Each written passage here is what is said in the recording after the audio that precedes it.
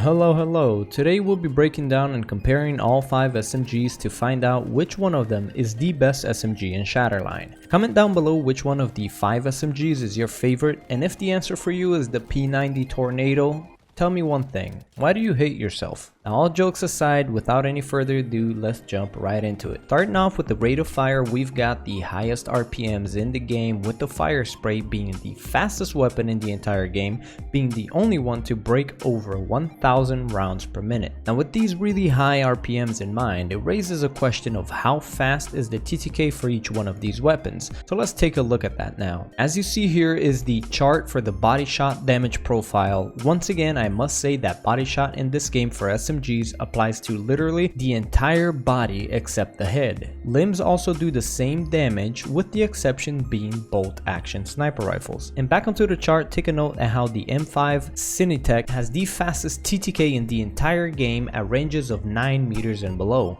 Another notable thing here is, notice how even though the Centurion has the worst TTK at close range, it has the best range scaling compared to the other SMGs, maintaining a long range TTK that can compete with some of the assault rifles. And onto the headshot damage profile, we have a pretty similar story to the Bodyshot damage profile. And here once again the M5 stands as the fastest TTK in the game, with the exception of one-shot weapons, being the only weapon to break under 100 milliseconds. Now the M5 so far sounds fantastic, doesn't it? Well, now let's talk about one of its major issues, the recoils. And as you can see here, all the SMGs have an actual pretty good recoil. Note that these were taken at 10 meter ranges. Well, have a look at that M5 recoil. That thing seems to kick harder than the AK-47 Zenith, having not only such an intense vertical kick, but also a side-to-side swaying as well. But if we are to attempt to compensate for these recoils, here is how we would have to go on about it. Do note that the red dots indicate the first shot out of each weapon.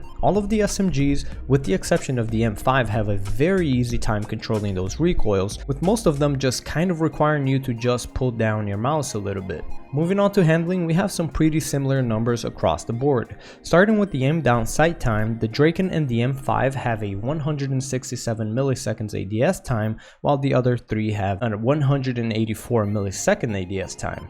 Do note that the difference between 167 and 184 milliseconds is only of 1 frame, so it really is not noticeable at all. Onto reload speed, we've got some similar numbers across the board, no true outliers. And as for ADS move speed, they have all got 3.4 meters per second, which is the second fastest ADS move speed, only losing to the sidearms. And lastly, for base stats, we've got magazine count, which we've got similar numbers across the board, once again with the exception being the Tornado. But for most of these weapons, you will very often catch yourself having to reload after a kill or two, as the high RPM combined with the standard ammo count leads you to burn through your shots very fast. And now, as we always do, let's take a look at some of the best PvP builds for each and talk about how they improve each weapon. Once again, we will not be talking about modifications, as I am missing out on a couple and cannot speak on them with proper knowledge. Starting off with the Drachen build, Drachen's attachments are pretty mediocre in my opinion for the most part,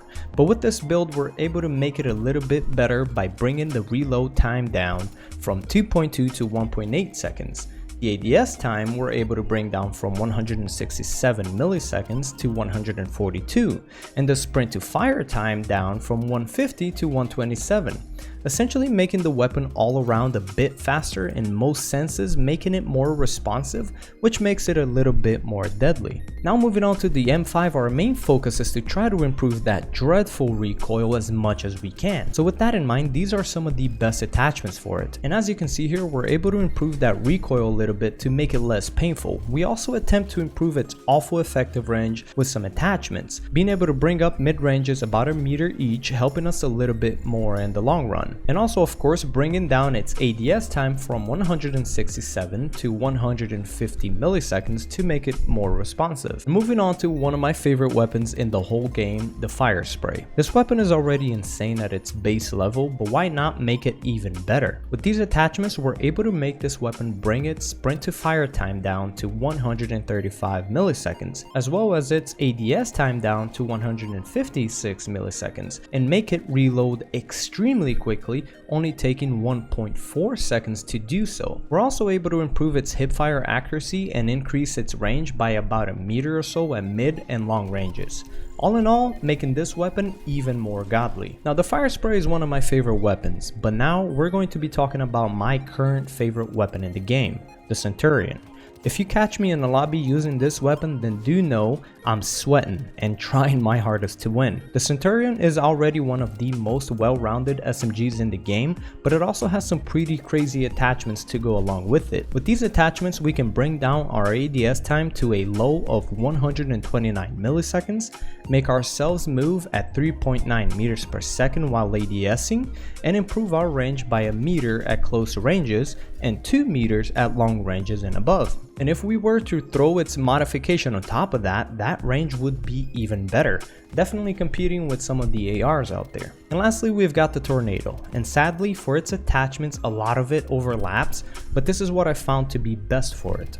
The ammo receiver allows you to arguably never have to reload, which is quite an amusing attachment and frankly insane at PvE. We can also bring our sprint to fire time down to 135 milliseconds and improve our RPM, which frankly results in more damage output, allowing us to bring our RPM up to 832 rounds per minute, which is still slow for an SMG, but we need any help we can get since this weapon's damage is pure crap. So in conclusion, here's how I would rank the SMG. In last place, I give it to the Tornado P90. Frankly, this weapon's got almost nothing going for it. Its damage is weak, the RPM is slow, and it has the worst range scaling in the game, quite literally doubling the amount of bullets to kill from 6 shots to 12 shots when further than 20 meters. Which by the way is not very distant. The only thing this weapon's got going on is a lot of ammo, which allows you to get longer multi-kills without having to reload, and is arguably one of the best SMGs for PvE because of that.